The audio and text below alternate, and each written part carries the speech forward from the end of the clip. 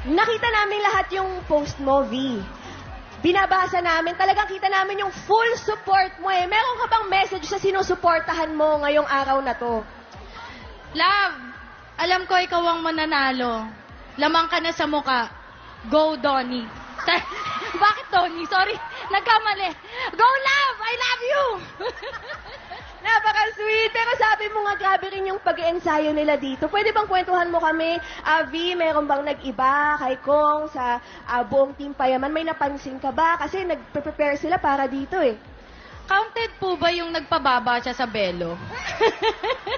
Kasi yun yung preparation niyang ginawa. Nagpapogi siya para naman lumibel daw sa mga kalaban.